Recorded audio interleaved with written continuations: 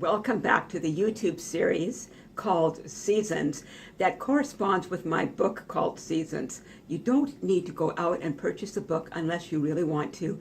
I think you can gain insight and perhaps be blessed as we go along on YouTube. Before we begin, I want to address some background noise that you're going to be hearing from this point on in many of the videos. I live in an older high-rise in a downtown core. My building does not have air conditioning. Therefore, if you do not want to see me a sweaty puddle, you're going to have to put up with a little bit of random background noise. So let's begin. I won't be reading from the book today because the chapter is a little bit too long, I think, for me to be just reading it to you and looking up once in a while. That could get pretty boring pretty fast. So here is a brief summary.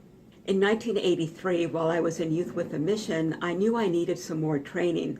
And so I went to the big island of Hawaii to a biblical school of counseling that ran from late August to just before Christmas. Early in the new year, we would be sent out into placements where we could practice the skills we had just learned.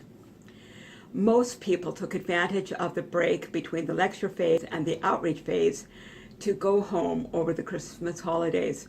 However, there were many of us who just did not have the funds to be able to do that, and I was one of them.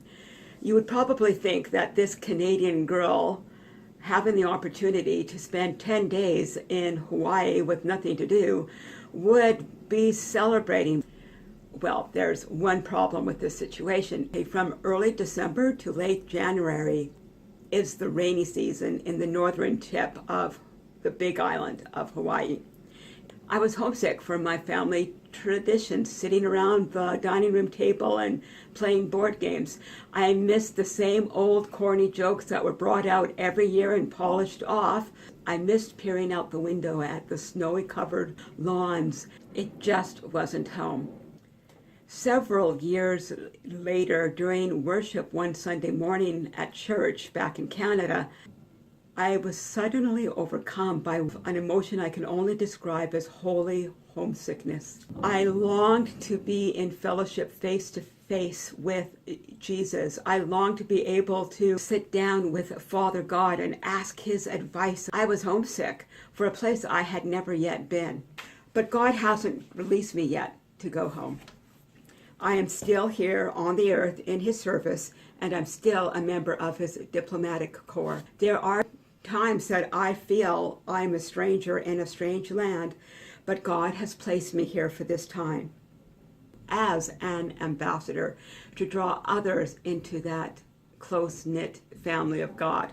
He hasn't left me without comfort. I have access to the immediate and intimate contact with my Father God and my brother Jesus. Whenever I need God's advice, I can open one of his letters from home, the Bible, and find the words I need to guide me through whatever I might be facing.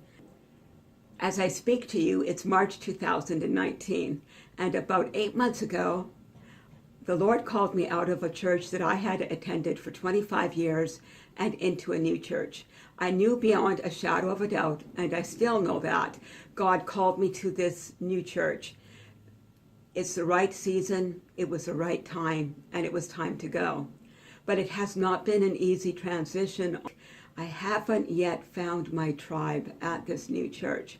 And so I feel pretty homesick and a little bit lost. I will not allow that sense of homesickness and feeling alone to cause me to leave the post that God has assigned me to at this time.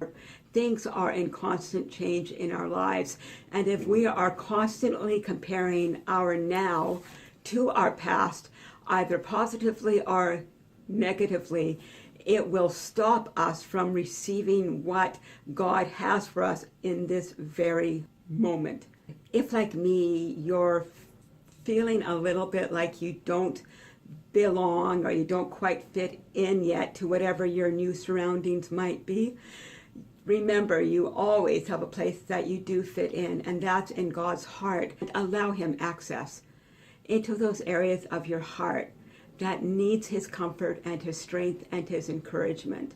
And one last word, be extra careful in seasons like mine where you're in the midst of transition to not resent or become bitter toward those who are already established in the new surroundings that you have walked into. Keep your heart pure. Have a smile on your face. Greet people. And remember, they are not deliberately ignoring you and they're not deliberately leaving you out. As bitterness and resentment come into your heart, they become walls between you and those with whom you would really like to get to know.